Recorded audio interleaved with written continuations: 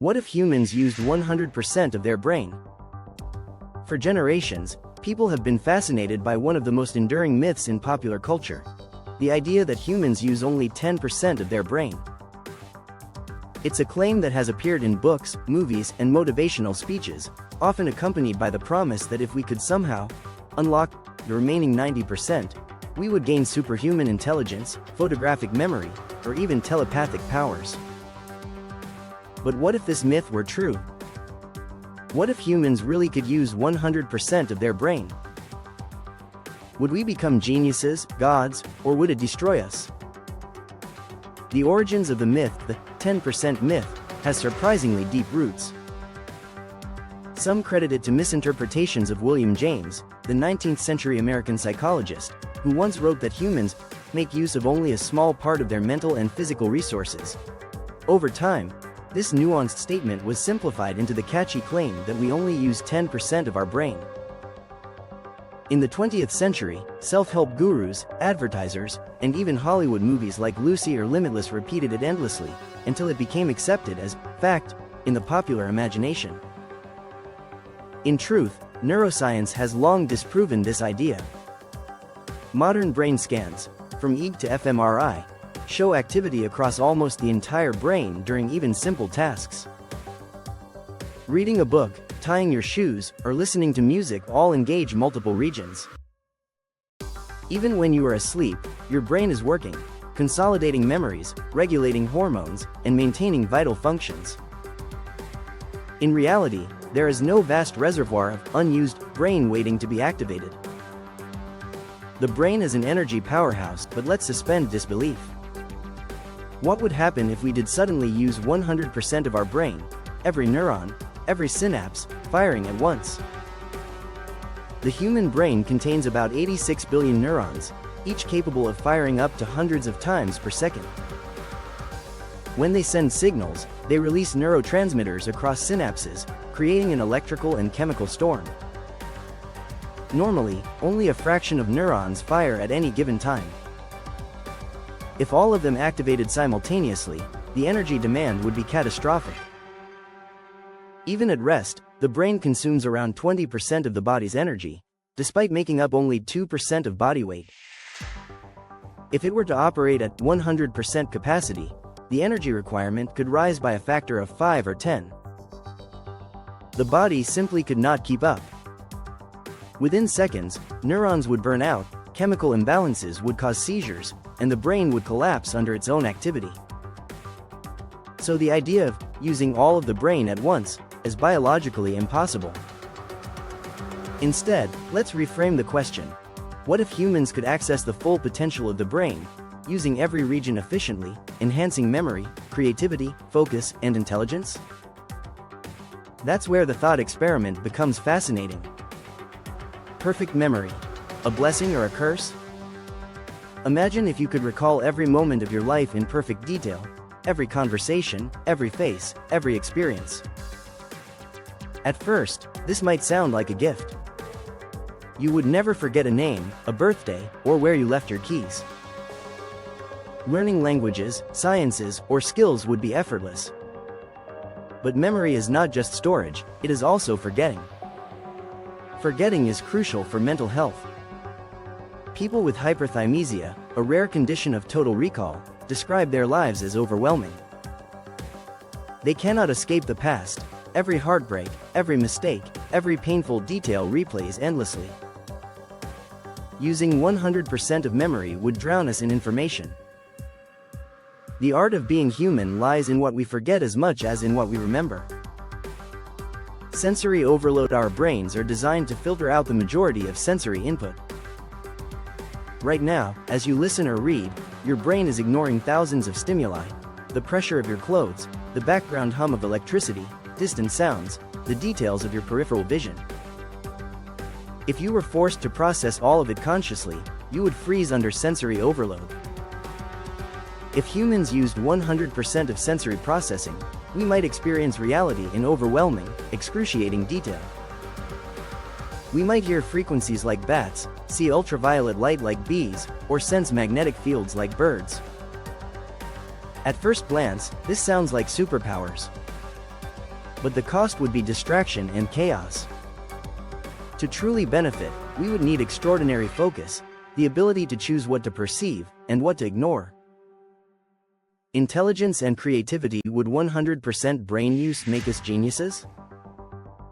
Perhaps, but not in the way movies imagine. Intelligence is not raw processing power alone. It is a balance of memory, logic, creativity, and emotion. Some of the greatest scientists and artists succeeded not by holding more information, but by making unexpected connections. If full brain usage meant perfect integration, humans might become capable of parallel thinking, solving multiple problems at once, combining logic with imagination seamlessly. New theories of physics could be created in hours, symphonies composed in minutes. But such brilliance could also come at a price. Pure intellect without emotional regulation might produce cold, detached minds, lacking empathy or ethical grounding. Brain versus body. There is also the question of whether our bodies could support such brains. The brain is already at the edge of metabolic limits. It is cooled by blood flow, shielded by the skull, and powered by glucose and oxygen. A brain working at full capacity might overheat, demand more energy than the body could deliver, and collapse. Evolution has likely optimized brains for sustainability, not maximal power. Some scientists suggest that the unused feeling of our brains comes not from wasted neurons, but from inefficiency. Neural pathways can be strengthened with practice, meditation, or training. Neuroplasticity, the brain's ability to rewire itself, shows us that we can always improve, but there is no vast hidden reservoir waiting to be unlocked. Comparisons with animals. Looking at animals helps us imagine possibilities. Dolphins have highly complex brains, with more folds than ours, and show remarkable intelligence. Elephants have massive brains with extraordinary memory. Octopuses, with completely different brain structures, solve puzzles and even use tools. If humans truly used 100%, might we rival the echolocation of dolphins, the memory of elephants, or the adaptive intelligence of octopuses? Perhaps, but again, our evolution tailored us for survival on land, in communities, with language and tools. Different brains prioritize different skills. Using every neuron wouldn't turn us into superhumans, it would amplify what we already are. Psychology and consciousness. One of the most intriguing possibilities of full brain use is consciousness. Scientists still debate what consciousness is, a byproduct of neural networks, or something more mysterious. If humans could access every part of their brain, would we achieve higher states of awareness? Could we experience parallel streams of thought, or perceive dimensions beyond our current senses? Some spiritual traditions suggest that meditation and mindfulness already unlock hidden parts of the brain, allowing for clarity, focus, or even mystical experiences. Whether or not this is literal, it shows the deep human desire to transcend our limits. Future technologies. Perhaps the path to 100% brain use is not biological, but technological. Brain-computer interfaces, like those being developed by companies such as Neuralink, aim to link neurons directly to digital devices. Imagine uploading knowledge instantly, or sharing thoughts telepathically through a neural network. This would be the closest humanity could get to unlocking full mental potential. Nanotechnology could repair damaged neurons, expand memory, or enhance learning. Artificial intelligence could act as a cognitive partner, completing tasks in parallel with the human brain. One day, humans might achieve neural symbiosis, a blending of biology and machine intelligence.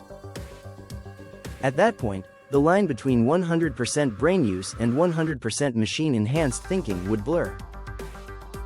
Risks of a 100% brain, but more power is not always better. A brain running at maximum awareness might be unable to rest. Sleep, dreams, and forgetting are essential for sanity. Without them, we could drown in an endless flood of thoughts and memories. Mental illness might skyrocket. Anxiety, paranoia, and obsession could dominate. Furthermore, if full brain communication allowed for telepathic sharing of thoughts, privacy would vanish. Identity itself could blur. A society of minds fully connected might achieve unity, or collapse into chaos. The reality: so, what if humans used 100% of their brain? The simple answer is, we already do, just not all at once. The brain's miracle is not its unused potential, but its efficiency and adaptability. It is the most complex structure in the known universe, capable of generating art, science, love, and dreams. The real secret is not unlocking unused regions, it is learning to use what we have better. Through learning, creativity, empathy, and technology, we are constantly expanding our mental horizons. Final thought: the myth of the 10% brain persists because it speaks to our intuition, that we are capable of more than we realize. And in a way, it's true. We may not have hidden neurons waiting to be awakened, but we do have untapped potential in how we learn, how we create, and how we connect. Maybe the goal isn't to use 100% of the brain. Maybe it's to live 100% of our lives, to bring our whole selves to the moment, to expand our awareness, and to imagine what's possible. Your brain is already a miracle. Every thought you have is a spark in the universe.